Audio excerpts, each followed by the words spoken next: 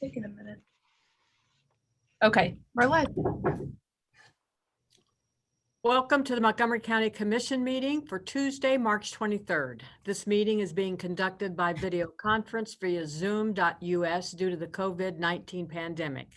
This meeting will be live streamed on the county's Facebook page at Montgomery County, will be available on local public access television, DATV, and will be posted on the county's website at www.mcohio.org per guidelines approved by House Bill 197 and extended by House Bill 404. Madam Clerk?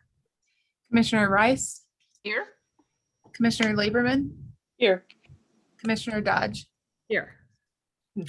All right, first up, Tina Patterson is going to give us a community update on our favorite, the Homeful. I'm not gonna do it, right? Hello there. How's everybody doing? It is so Fine. good to see everyone. And I always love the opportunity to share information about what we're doing. So certainly appreciate the opportunity to share specifically information on the mobile grocery and how we're doing and how we're quickly approaching summer and all of the activities we've got planned. So is the screen sharing for me? I don't see. Yes, Yeah. you should be able to share your screen. Down at the bottom. Yeah, I don't see it. Okay, hold on just a second. Let me pull up your presentation. All right, I apologize.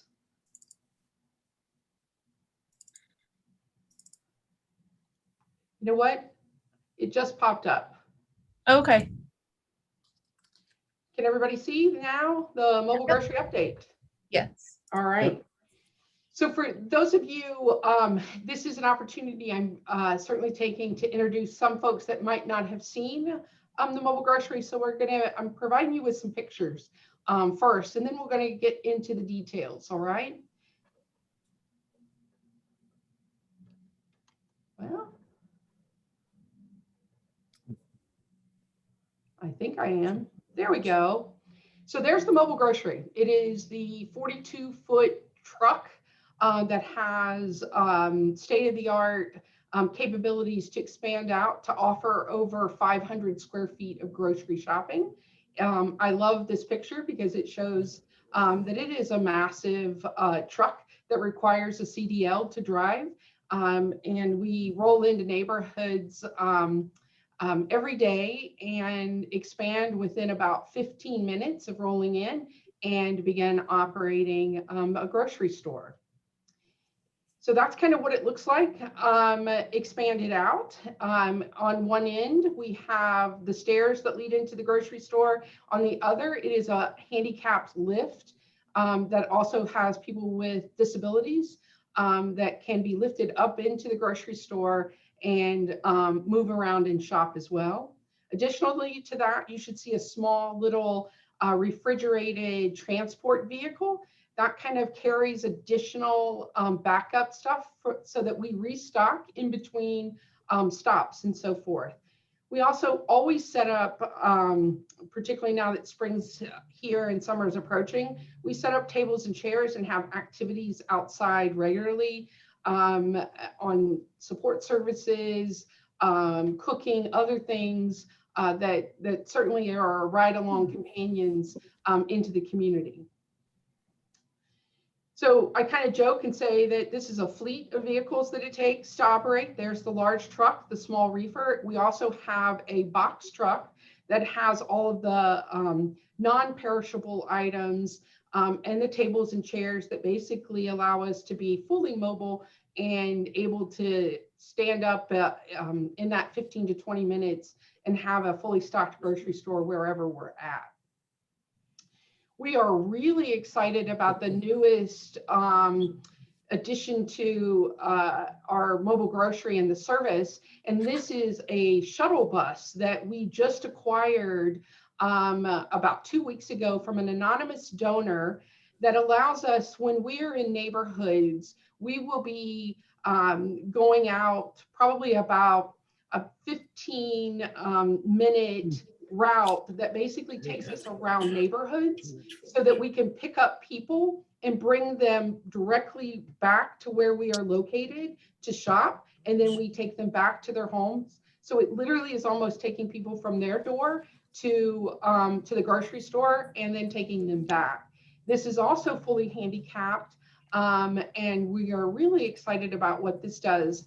In addition to bringing grocery shoppers to the mobile grocery, we are also working with the Gym City Market to provide transportation assistance from neighborhoods to the Gym City Market for shopping as well. So it'll be taking people directly from homes where they're not having to take several trips on the RTA to get to either the Gym City Market or our market.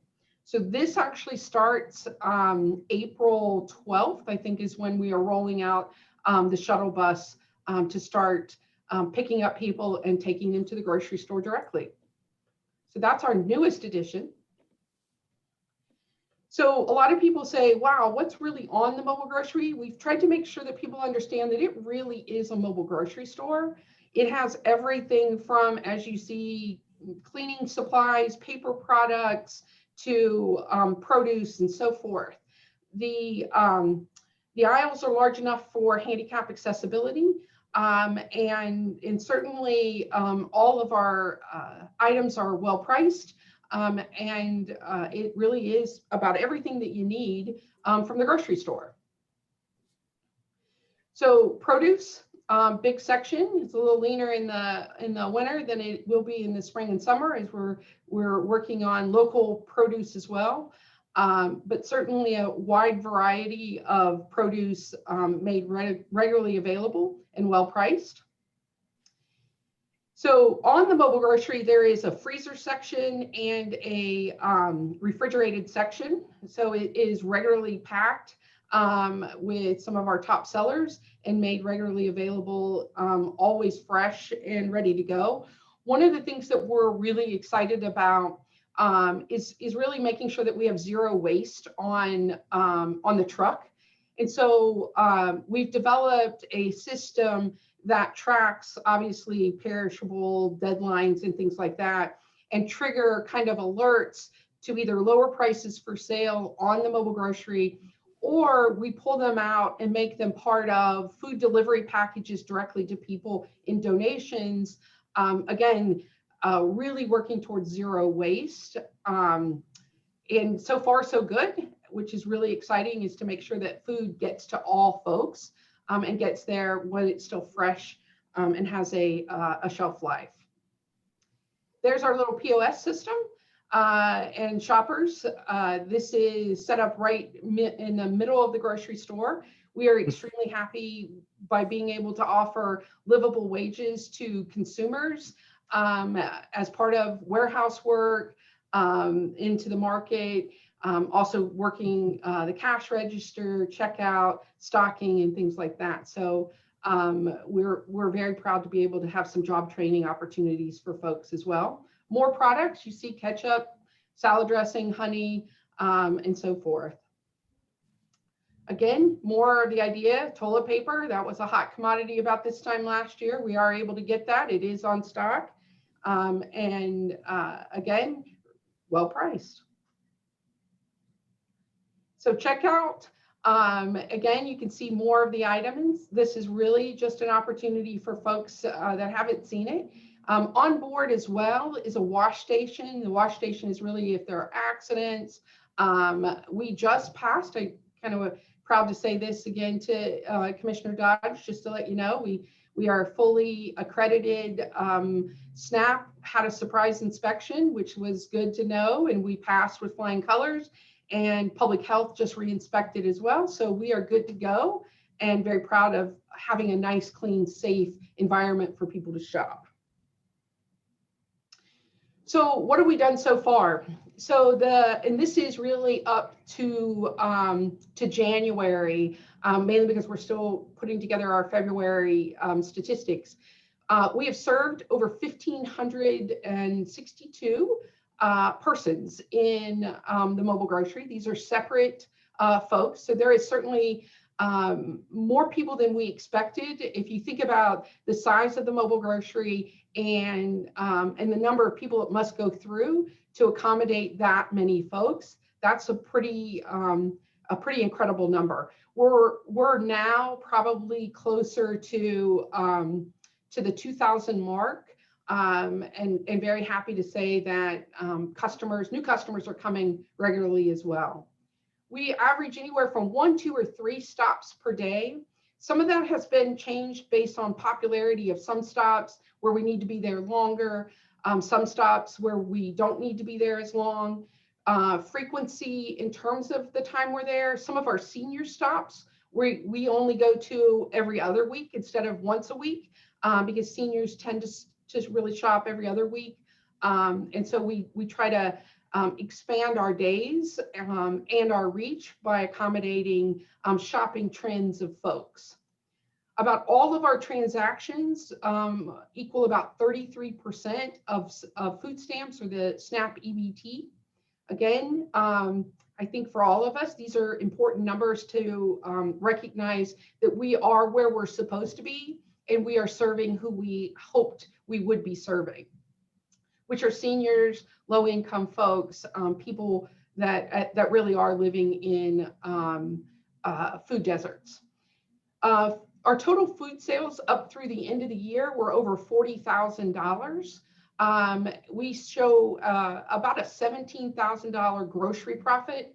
And I say a grocery profit, meaning obviously the project is still heavily funded as a support service, but our goal all along was we are at least selling more than we're buying, correct? And that was really what we had hoped, that the grocery portion would support itself. And it is doing that, which allows us to reinvest in more activities and more things that we can do in association with this. So we're actually showing figures based on where we projected by years 3 and 4 versus 3 and 4 months into the project. We did not start until the end of October. For those of you who don't know, it was October 26th, which was our first day. So these are really promising numbers. The other thing that's a little bit of a surprise to us is the average total sale per customer is $40. We created a pro forma early on when we presented the theory of this mobile grocery might actually work, that was really closer to convenience store shopping. Convenience store shopping average cost per customer is usually about $15. So for us to be saying that our average total sale per customer is $40, what we're recognizing is that people are actually buying regular groceries and aren't buying convenience store kinds of groceries, that they're buying weeks worth of a full grocery. They're buying their paper products, they're buying their produce, all of those kinds of things that really equal to really buying and supporting full families versus what you would buy at a Dollar General or something like that. The other thing that we're really happy about as well is that 40% of all of our sales come from our dry goods foods. That's like rice, potatoes. It is the stuff that really families use to create full meals. The other really good surprise to us is that number, 25%, are also buying produce. So we had hoped all along that if we gave opportunities for people to buy fresh produce, that they would actually purchase it. Because remember, produce is not something that they get from Dollar General or any of those convenience stores. So for 25% of our total sales to be in produce and 40% in dry goods, it really does kind of measure up to what we hoped it would be doing, which is supporting families with grocery shopping opportunities. The other big thing that we've done is we created grocery cards. We certainly are happy to have said that the CARES funds originally certainly purchased a lot of grocery cards for low-income folks, but we've actually realized that many of our other programs, like our senior communities, are also buying grocery cards and allowing their residents to supplement their food stamps or their limited income with grocery cards. And so that's something that's still widely available. and certainly can be used by everyone, but really excited that our regular customers are being supported by a lot of programs that are purchasing grocery cards. The other thing that, you don't know what you don't know until you start to operate. And clearly, we've had some snow this winter. We've had some inclement weather. It is a mobile grocery. It is outdoors. People were waiting. And so we really have to be mindful of the impact of weather and the road conditions on whether or not it was safe to get out. We are, we designed basically an inclement weather policy that we promote now regularly to say that we're not going to be able to be out on these particular days because the wind chill is below 15 or something like that, because we want everybody to be safe, including the truck and our customers. But I think that moving forward, it is something that we have to consider is that, if host sites don't have a place for people to wait indoors, we actually implemented pager systems so people could come and shop and stay safe out of the weather. But what we did when we recognized that there was a long stretch of going to be bad weather is we went to our locations and literally took food orders and then came out the next day, and our customers could pick up their food orders and take it. So while the truck might not have been out, we were still giving grocery shopping opportunities to folks. So we kind of pivoted fairly quickly, but we kept providing groceries, which is, again, one of the big missions of the mobile grocery in itself. So here's the top items. I think this is important. It kind of supports that figure I gave you about dry goods. The mobile grocery doesn't sell alcohol, cigarettes, or lottery tickets. It is about getting folks food. So we were always happy that our biggest items are produce. If you look, bananas, apples, grapes, collectively, those things probably make up our biggest top sellers. The other thing that's happening is frozen dinners are a big one. People get the frozen chicken, some of the meals that they can make, particularly for our seniors, that they can microwave versus cook in a full service kitchen and so forth. So I'm happy to say it's not loaded full of bad things. This is stuff that I'd buy or you'd buy, that we're really excited that we're not seeing some crazy stuff being bought here. So it's pretty exciting to see it accomplish what it is that we hoped it would. So our schedule for spring 21, you can see this was starting back in the first part of this month. We're at the Omega Senior Lots. We're at Enon Baptist Church, Lions Place. Sinclair Community College continues to be one of our best sites. That's where we are in partnership with RTA, and RTA provides the shuttle along all downtown housing projects there, from the Biltmore, Wilkinson Place, the Y, Holden House, and takes them right to our parking lot, and people can shop and go back home. Right now, we're closed on Wednesdays for us to take care of the truck. We're about to be back on the road on Wednesdays with more locations.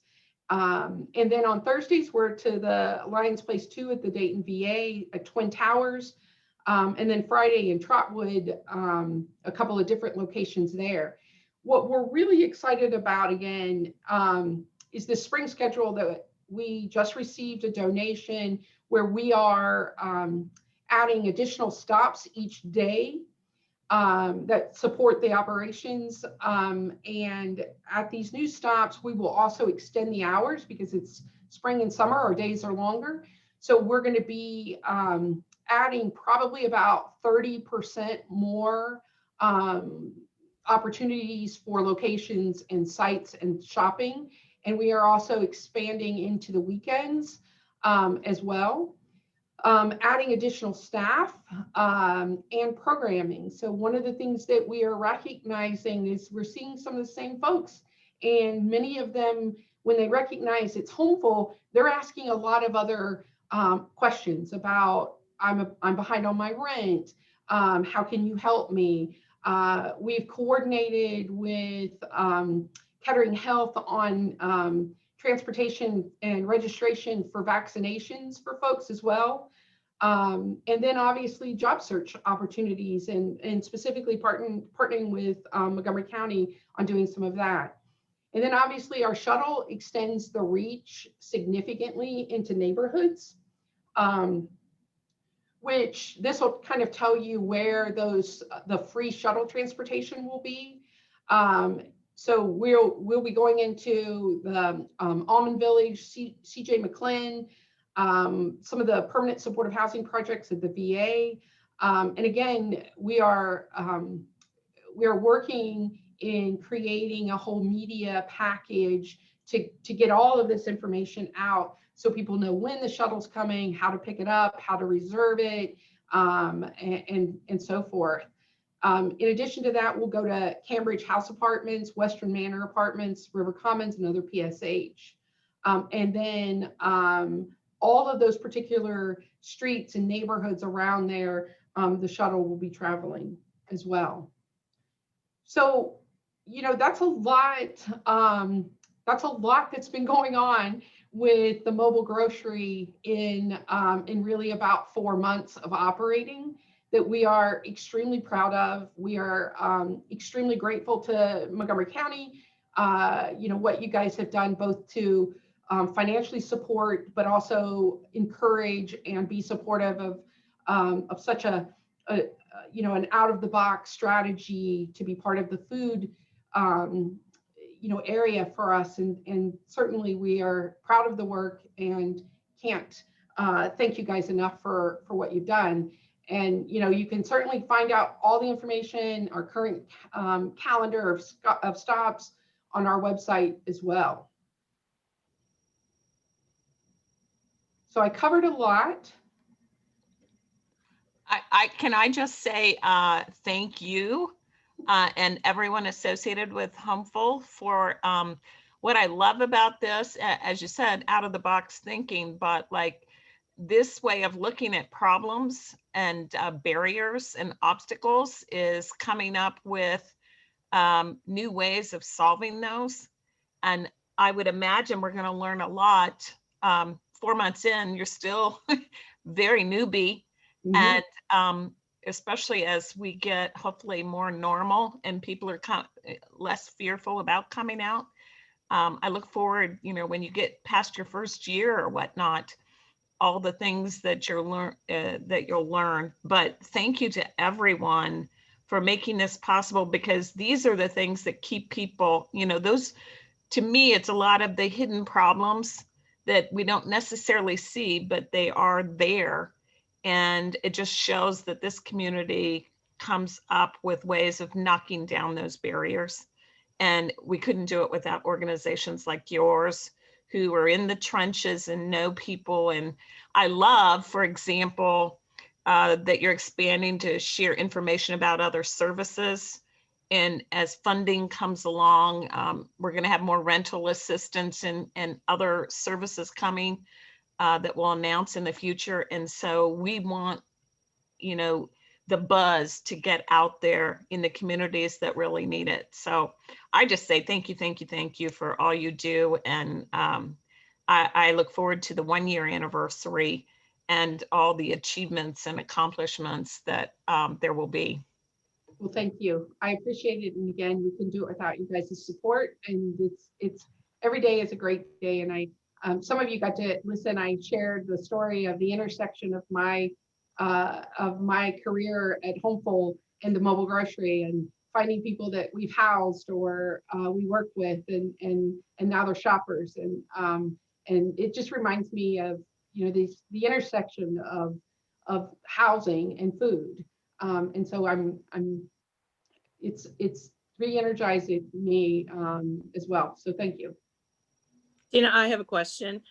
So when the new shuttle launches here very soon, how will people, is there going to be some kind of dispatch? How are people going to find out about it? So we are spending lots of time developing and working with a marketing company to get out how and where the shuttle is. We're gonna flyer some, I Mhm. jokingly say we old school it by flyering neighborhoods. Have to. Yeah, you have to. Yeah, so we're doing that as well. And then, social media obviously is a big key to it. So we hope to really work, our host sites are all very entrenched into the neighborhoods that we're in. And so we're really relying on our host site partnerships to also help spread the word as well. So, Okay. it is something that will, I'll be happy the first day and somebody's on it. And then the worst thing, best problem is the bus is too full and I have to make 2 trips. Mhm. And I look forward to that day. So the concept is it'll pick up, let's say like at Wesley Center and bring it to wherever the food. Okay. Yep. Okay. So Yep. it's not like we wouldn't want people to think that they're going to get picked up at home or somewhere, right? I mean, we're not doing that. So what we hope to do is create little placards in neighborhoods that would potentially say, here's a stop, Huh? Yeah. here's a, that it might not be in front of everybody's door, but that there's a lot in the streets and the neighborhoods that we can stop and pick. Some of that is how many we can safely, this is a 16 passenger, and we actually went 16 so I could avoid having to have a CDL driver, a specialized driver. And there's 2 handicap accessible, and it's a lift. So we're being mindful of how safe and social distance we can be on this as well. But like I said, the best worst is, I've got to figure out now, I've got so many people that are picking it up. Yeah. But we are working on all those strategies to get that out there. Great. Okay. Thank you. Sure. Thanks for everything you do. Thanks. All the years you've been incredible. Thank you. And you have. And so thank you to everybody at Homeful. Thanks. Well, thank you very much. Tina, how many years ago was it that I came out there to Homeful with Erica and you and Trudy sat down and showed us the plan, the sketching of the truck and what was going to happen. And we were so excited. So I just couldn't, I see this and it's like, it's a dream has come true. And so I have to thank you and the staff just for your vision. And it's finally working. It's finally working. I just could not be more pleased. And especially for our residents and our citizens here. And this is what they need, no question about it. Now I have to ask though, a lot of times that people are watching this and maybe they didn't get how they can connect to find out exactly where it's going to be, let's say in the next couple of weeks. Is there either a phone number you can give or a website or something that hopefully people can write that down? Mm-hmm. Yeah, so the easiest one is it's www.homeful.org. And right from there, you can get to the mobile grocery schedule and find out where we're going to be and how to get that. The other thing is that we want to certainly promote, the mobile grocery is a little different than some of the box stores, that we have local incentive programs that you can't cash in produce perks and some of those other things where food stamp recipients can double their money by buying produce on here that maybe they don't get to do it at a Kroger or a Walmart or something. But we're always looking at all these local incentives that are available for folks. So we would encourage anybody shop. There's good stuff there, and there's certainly ways to stretch your dollar there, and go to the website www.homeful.org and you can get straight to everything you need from there. Thanks for that plug. Sure. Well, thank you. And we want to see you back in about a year because I have a feeling that's even going to be more successful. So Yeah. Thank you so much for showing us the latest what's going on. I appreciate the opportunity. Thank you. And thank you guys for everything you do. Thanks to your staff too. Thank you. Okay, next up, County Engineer. Good afternoon, Commissioners, Administrator, ladies and gentlemen. We have a number of resolutions today. The first is Resolution 21-297 to accept the performance bond and subdividers contract for the Washington Glen Yankee Street improvements in Washington Township in the amount of $621,673.32. 298 is to authorize a payment by warrant in the amount of $35,477.47 to the city of Moraine for permissive tax funds for the 2020 Dryden Road resurfacing from the Corp line to Kreitzer Road project. 299 is to authorize an agreement with Outdoor Enterprises for the Philadelphia Drive and Marquee Road Culvert Rehabilitation Project in Harrison Township at their lowest and best bid of $436,170.50 through July 29th of 2022. And 300 is to authorize the honorary designation of a section of Hillcrest Avenue in Harrison Township as Ohio Players Way for a period of 2 years. This is to match the City of Dayton's declaration for the adjacent section, and it ties into the 3rd Street Bridge because one of our historic placards of the 8 on the bridge is commemorating the Dayton as the home of funk music. Then we have 2 projects to advertise. 301 is the 2021 pavement marking program for various county and township roads at an estimated cost of $260,000. And 302 is for the Sellers Road Bridge Rehabilitation Project at an estimated cost of $620,000. I move for approval. Second. All those in favor? Aye. Oh, I just have a quick question. Yes. Why do we limit, because I've seen this before, so it's approved for 2 years. Is there reason for? That's what the City of Dayton set up in their resolution, so we just matched what they had. And they're going to be the ones putting up the signs, so. Okay, all right, thank you. Okay, juvenile court. Thank you, Commissioners. Under juvenile court, we have Resolution 304, amend the agreement with South Community, Inc. by revising budget funding lines through September 29th, 2021. I move for approval. A second. All those in favor? Aye. Aye. County Administrator. Under the County Administrator, under the Clerk's Office, we have approved the minutes of the meetings on March 16th, 2021. Resolution 305, approval of bills, and that list is available in the Clerk's Office. I move for approval. Second. All those in favor? Aye. Administrative Services, Tyler. Good afternoon, Commissioners. We have a variety of resolutions for your consideration today, as well as one late item. The first is Resolution 306. This is the approval of personnel actions, and this list is available in the clerk's office.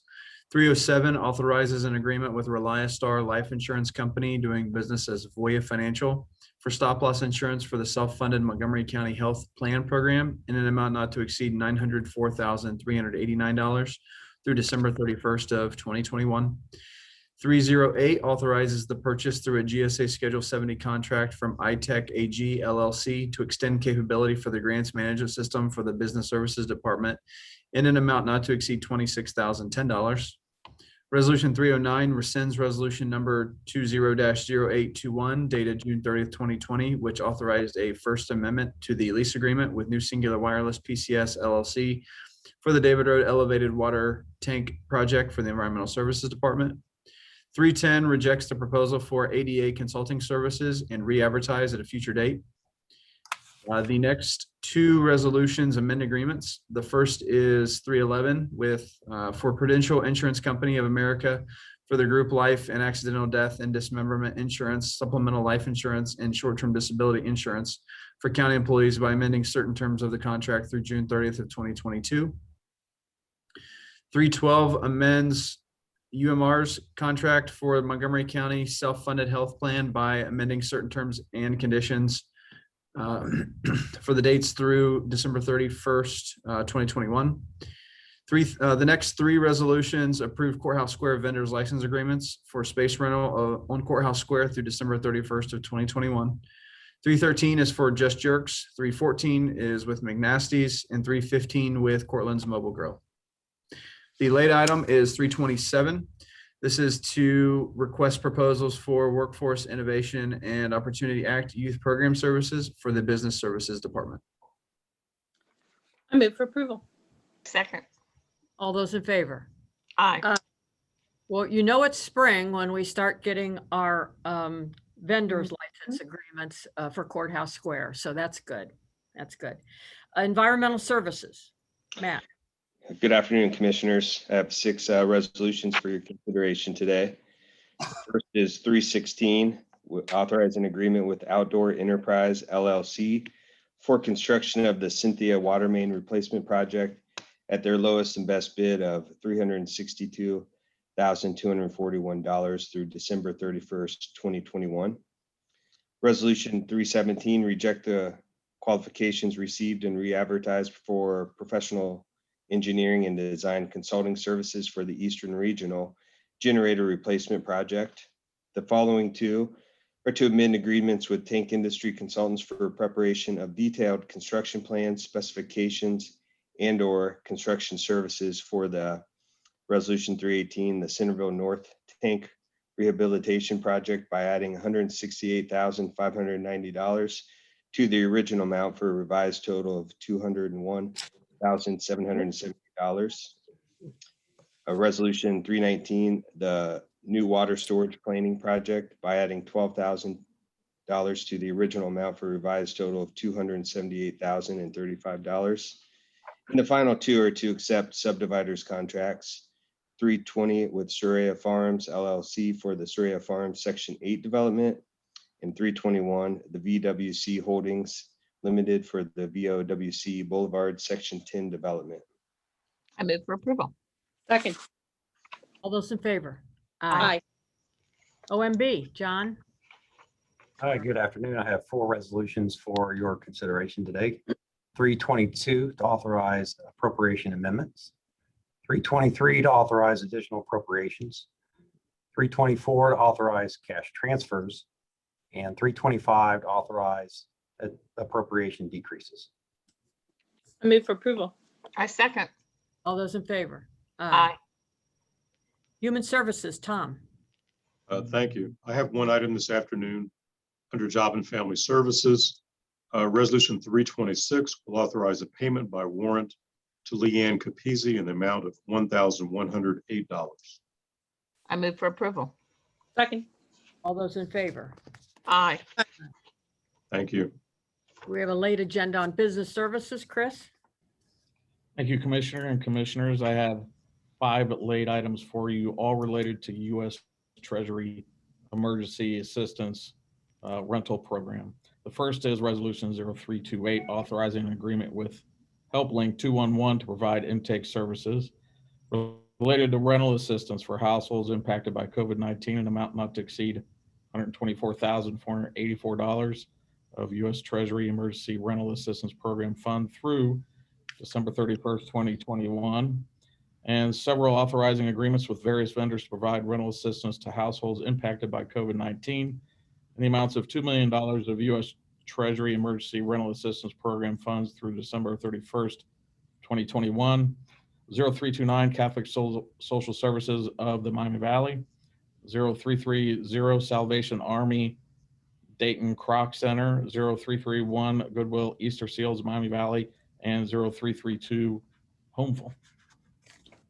I move for approval. Oh, go ahead, Michael. Commissioners, before you approve this, I just wanted to weigh in. These resolutions Chris just mentioned, along with Resolution 308 that Tyler read, are all part of the system that we are putting in place for the distribution of the rental assistance. There's been a lot of hard work in IT, in community economic development, Tawana's team, Jessica over at Human Services Planning and Development, Uchenna in the IT department, all getting ready to launch this new program on April 12th. So it's really been an all hands on deck. Our partners have really stepped up to come in to be part of the intake and the distribution of this program. And I'd just like to say thank you for your support, and thank you, and Chris, your leadership on this has been excellent. So thank you all.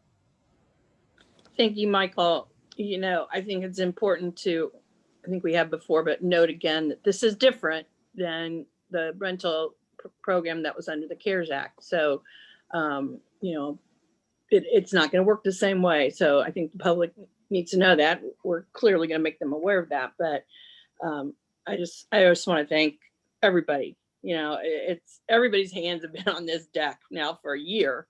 And now as we get another boatload of money, you know, we're gonna have to work through that as well. So thanks, everybody. Chris, the team, everybody. Thank you. Thank I you, s- Commissioner. If I could Oh. just jump in for a second and thank Yeah. Ward for his help getting these agreements shored up and put on, and for Emily to put them on the agenda at this time so we could get the system tested in time for that launch on April 12th. Thank you. Okay, I think I have to move for approval. And I second that motion. Okay. All those in favor? Aye. Good. Thank you. Thank you, Michael. Thanks, everybody. Chris, Ward, this is great. Great news. Michael, do you have anything to say by comments by county administrator? Thank you, Commissioners. I have two comments. The first, we got a really good notification from the state, from Ohio Department of Job and Family Services just today. And Ohio, like many other states, has been affected by the potential identity theft and fraudulent unemployment compensation claims that has been happening nationwide. A lot of our citizens right here in Montgomery County and employees have directly been impacted by this. The Office of Workforce Development is aware of the potential fraudulent claims and how they are impacted both employment and job training programs and its customers. Ohio Means Jobs Centers and JFS and our partner staff are working with employers and job seekers and customers to make sure that if his or her identity has been fraudulently stolen, we want to be able to refer you to the customer support website that'll give you the ability to report this. Unemployment Help, ohio.gov, identity theft. Again, that's unemploymenthealth.ohio.gov/identity theft. Or the phone number is 833-658-0394 to report the suspected identity theft or fraudulent claim. Also, if a customer does not wish to report the fraud through the process established by the state unemployment office, this information will be accepted through email, and they can accept this information on behalf of the claimant. To submit information or potential fraud, email omj-help-desk@jfsohio.gov. Again, that's omj-help-desk@jfsohio.gov. The subject line, potential fraud, to include the first name, last name, and last four numbers of the customer's social security number. And a team that is working on this at the state will contact an individual. Additionally, Commissioners, I'd like to weigh in on some exciting news. Keep America Beautiful is the leading community improvement nonprofit organization. And it has awarded our Montgomery County version, Keep Montgomery County Beautiful, the 2020 President's Circle Award. And this is great news for us as a county and our team. We have a whole host of people that work on this, both our team here at the admin building, Lanice and her team, and we also have John Manier and his team. They work hand in hand on ways to try to keep the county beautiful. So congratulations to our team. The award recognizes affiliates in creating clean, green, and beautiful communities. It shows that our hardworking staff has continued to better our area despite an extremely difficult year. From distributing at-home litter disposal kits to hosting its annual programs. Keep Montgomery County Beautiful is an asset to our community and our residents. And Commissioners, we are thankful for your support as we continue this program. Would you like to weigh in on this? Yeah, sure, I will. I think it's just great. You know, every time I see that trailer in a neighborhood, it makes you feel so good. You know, our residents in our county are cleaning up our neighborhoods block by block. This last weekend, a whole group of ex-offenders went out, and I mean, the tonnage that they bring in is amazing. This last weekend, I mean, it looked like, you know, probably almost close to 100 tires. And it's, you know, this is great to get this recognition also. And have they painted our trailers? In that picture, they look totally different. Anybody know? Matt? I do not, Matt. That's not the trailers that. I'm not sure I'm not sure if they were or not. Okay, well, in Find out. that picture, unless it was doctored, they've painted it and they look great. They look good. So thanks, Matt, to everybody. They do a great job. And I know in the past, I can't say I did one recently, but I've joined some of those Saturday cleanups. Yeah. And very rewarding. And it is shocking, to say the least, what you find that people dump out in, places where they think nobody will see them, I guess. And so kudos to everyone involved. I know this isn't one and done. This is an ongoing effort. And we really do appreciate it, because when you drive along a community, the less trash and that kind of thing, it gives us all a better feeling about the quality of the place that we live and work. So thank you. Yeah, those trailers are, in fact, I've had people call me, I can't get the trailer when I need it because they're in such demand. So, I know we could probably have a couple more and we'd fill them up, especially now as it starts to warm up. But they are a great thing for us to have, and what a great service too. So thanks, everybody. Well, I think this award speaks volumes, because we continue to prioritize area beautification in a global pandemic, as it's been the past year. We just have to give a big shout out and thanks to the staff that, that worked so hard to put this whole thing together. So thank you. And I'm just so excited that we got this award. So this is great. Last week, I, as well as some other people, met with Congressman Mike Turner. Rob Struck was there, the sheriff, Helen Jones Kelly, and others. We had a round table at 1:15, and that's a local addiction treatment center. And we talked about the role of COAT, which is Community Overdose Action Team, in addressing addiction. The COAT was established a few years ago to address the opiate crisis in our area. It seeks to reduce the number of fatal overdoses and will identify what services are being offered and look for any existing gaps in services and explore potential new or expanded ways to combat the drug overdose problem. It was a fascinating conversation with Congressman Turner and highlights the work our area businesses and community members are doing to address the opiate crisis. So it was a nice event. Thank you. Thank you for your leadership on that, Judy. Thanks a lot. And it's still a big, big issue that, the pandemic's kind of taken all the air out of the room. Yep. But the efforts have to continue on. And if anything, the pandemic's made it worse. Yeah. So. Yeah, I think the numbers reflect that it's definitely made it worse. When you've got a crisis like that within a pandemic, it's not just here, it's everywhere. It's everywhere. Yeah. Yeah, we had 200 and some in, I believe it was 2019, and 2020, it was over 320 some. So very sad. Well, I have a couple things. First of all, I want to talk about workforce development. We were featured on Sunday in Dayton Daily News, the work that we're doing to try to get people trained.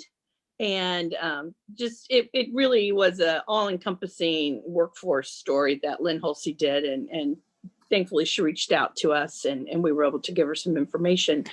Our workforce development department has been working very hard through the pandemic, trying to connect people to jobs and training. And I just want to make sure that everyone is aware that if you're looking for a job, you need to call our team. And I'm going to give this number, but you can also go to the Montgomery County website to find it. And that would be 937-225-5627. And looking at that picture, that was maybe that was probably the last job fair we did in person, I'm pretty sure. And we're just excited to be able to do those again. You know, we've been doing them remotely and it's just not the same.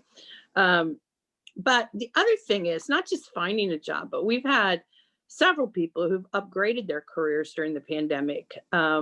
So anyone that was laid off and would like to find a new career path in a high demand area, they should give us a call. And the other thing to remember is we fund up to $15,000 in training costs. It's gone up in the last few years, but 15,000. And some people have used that funding to get, for example, a commercial driver's license, IT certifications, welding certificates, and other trades. And just as a follow-up, the truck driving school in Troutwood, it had to close for a while, but they are open back up, limited. So, that program we're excited to see open back up because that's definitely an in-demand job, not just here in our region or Ohio, but throughout the country.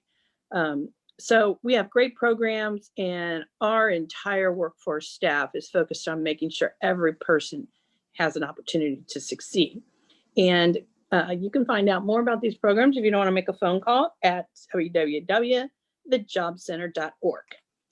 And I want to give some shout outs. While not all of our basketball teams made it past the weekend, the last remaining Ohio team in the NCAA playoffs is the Wright State women. Yeah. And that's exciting for them. They pulled one off over the weekend. And so we're rooting for them as they go on to the Sweet 16. CJ also went to the Final Four. CJ men's basketball. We all have some friends' children on that team, some employees' children on that team. And that was heartbreaking. They got to go to the Final Four, though, in their division. And then Centerville won the boys' Division I state finals. And that's pretty exciting. Carolyn, I'm sure you're excited about the Elks. Great story. And so, in the past, we've had some teams in. Maybe we can get a coach or a couple of the guys to come in so we can congratulate them in person. So big basketball weekend. Yes. And then, our hearts break for what happened in Boulder. And I know we can all relate to that. And so let's just keep them all in our thoughts, but also let's continue the work that we started doing here. Do something, right? I mean, we've got to stay on Congress, and because it's gotten to be unbelievable. You're almost numb to it. We are numb to it. And one of the things that was interesting, I read a story this morning that, during the pandemic, we didn't have as many of these mass shootings. We're still in the pandemic, as we know, but as people are feeling, getting out more, and here we go again between last week and this week. So it's just tragic. He was apparently mentally ill, and it could have been caught in the background check. It seemed like it sure could had been done. Yep. Yep. Yeah. There just aren't words for things like this. We've had 2 mass shootings in the last, week, 10 days? In the week, yeah. And my daughter lives in Denver and is actually going to get her COVID shot at a King Super. Oh, wow. And not that King Super, but it's just one more example how just by chance, it could be any of us in situations like that. So I agree with you totally. And as far as Centerville, yes, I've lived here in Centerville for the last 38 years. My children are graduates of Centerville High School. So go Centerville. Yay, that's exciting for the community. And I know they had a big parade sending them off to the game, similar to what they did at the graduation last year. So very, very exciting. And I have a niece and nephew who go to Centerville High School. So pretty exciting. Mm-hmm. But on more getting back to county projects, There are exciting opportunities for youth in our area for this summer. We are reaching out to local companies to serve as work mentors to area high school students for the summer work experience program. Now, this is a great program that gives students in the county actual work experience with real wages. And we've had so many businesses over the years support this program. And the best part for the business is that Montgomery County actually covers the wages and the workers' comp insurance for all the students in the program. So, you know, we really help this possibility, this opportunity happen. And so we are looking for more companies or organizations. We're pleased that the program is still going strong after we've been at this for 20 years. And hopefully we'll be at this for 20 more, if not for forever more, because it's so important for youth. You know, I can remember summer jobs that I had that started when you were about 16 and could get around. And, you know, it's one thing to think or talk about work. It's another to actually be in the setting and come to understand what the work experience is all about. And, you know, I tell young people, you know, to take advantage of whatever they can get. And even if you don't like the job that you have, that's important to know what you don't like. So that you can figure out what it is that is better suited for you. So this is just a wonderful opportunity for the students, for their families, and for our community to tap in, because there are a lot of bright kids out there that just need to find their way. And, you know, one of the challenges that you were talking about is we have jobs, but no people that are trained for this. So this is a great way to start to make those connections. And last year, the pandemic made it really difficult for the youth. You know, obviously all the social distancing and everything, but we were able to bring it back even stronger this year in 2021. And so if there is anyone out there that has a business or knows a business owner who could use a little bit of extra help and really help a high school student get a good foot in the door to the work world, please let us know. And if you know someone, a high school student in our county that might be a great candidate looking for an opportunity and doesn't know where to start, let us know. You can give our career services department a call at 937-224-1482. So help us make good things happen for our community in all sorts of ways. So youth are our future. Let's help them get the foot in the door to the world of work. Okay. I have to do this again. One of these days, I won't have to do this, I think. We're getting close, but it's not over yet. So please, please mask up and stay socially distant and wash your hands. And you know what Commissioner Lieberman was talking about this horrible tragedy in Boulder.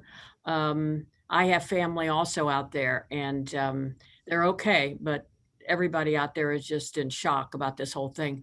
You know, back in 2019, when we had the shootings in Oregon district, I was at that Sunday evening when we had all the speakers there. And when Governor DeWine got up to speak, everybody started chanting. There must have been 5,000 to 6,000 people there chanting, "Do something, do something." And he said later it really affected him. And he went back and he tried to do something, nothing. So come on, local, you know, state level, Congress, do something for heaven's sakes. So anyway, I'm off my soapbox. So our next Montgomery County Commission meeting will be Tuesday, March 30th at 1:30 right here. I move to adjourn. Second.